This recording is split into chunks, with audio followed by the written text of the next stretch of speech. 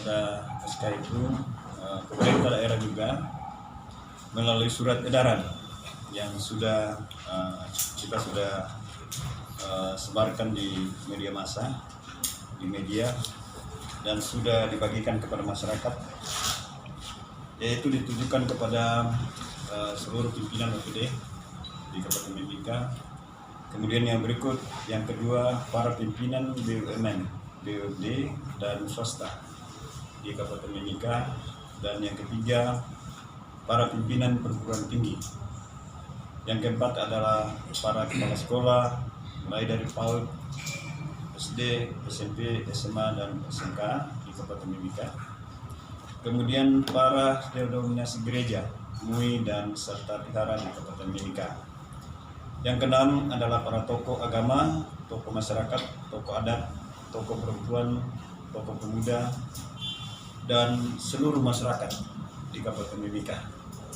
Jadi tidak ada yang terkecuali, semua. Intinya bahwa untuk pegawai negeri, yang pertama kita tetap bekerja, tetapi bekerja di rumah, sehingga tugas-tugas penyelenggaraan pemerintahan, pelayanan kepada masyarakat, dan kegiatan pembangunan itu tidak berhenti karena adanya virus ini. Sehingga semua pegawai yang ada di Kabupaten Mimika itu tetap bekerja sebagaimana biasanya, tetapi bekerja di rumah atau di tempat tinggalnya. Kemudian yang kedua, khusus untuk para pegawai yang bekerja di bidang kesehatan, apakah itu dia pegawai negeri, CPNS, atau honorer, itu dia tetap bekerja. Karena ini yang akan melakukan pelayanan kepada kita semua apabila ada hal-hal yang terjadi. Sehingga ini dikecualikan. Dia tidak bekerja dari rumah, tetapi dia bekerja di tempat tugas di mana mereka ditempatkan. Kemudian untuk khusus pegawai negeri, hal-hal penting juga apabila diperlukan, rapat-rapat akan dilakukan secara terbatas dan diatur oleh masing-masing pimpinan OPD dalam rangka kelancaran tugas-tugas penyelenggaraan pemerintahan dan pembangunan, terutama dalam melaksanakan kegiatan-kegiatan yang berkaitan dengan percepatan PON dan Besparawai. Sehingga itu dihimbau tetap kita lakukan pertemuan-pertemuan dalam jumlah yang terbatas dan sesuai dengan apa yang sudah ditetapkan. Ya, kita harus duduk berjauh-jauhan 1 meter satu dengan yang lain. Kemudian tadi sudah disampaikan bahwa kita sebagai pegawai negeri nanti kita akan masuk pada tanggal 5. Demikian juga tanggal 6 kita bekerja kalau tidak ada situasi yang berkembang. Tetapi kalau ada hal-hal yang terjadi di kabupaten kita, maka pemerintah akan mengambil kebijakan lain, akan memperpanjang masa kerja daripada pegawai negeri di rumah atau di tempat tinggal. Kemudian melarang untuk pegawai negeri untuk melakukan perjalanan keluar, tidak ada, kecuali diperintah oleh bupati, wakil bupati, dan sekretaris daerah. Tidak ada pimpinan OPD yang akan menugaskan pegawainya untuk keluar tanpa sepengetahuan pimpinan.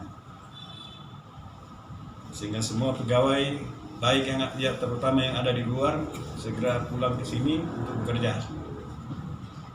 Dan yang ada di sini tidak akan keluar. Kemudian yang kedua, kepada para pimpinan BUMN, BUMD, dan seluruh swasta.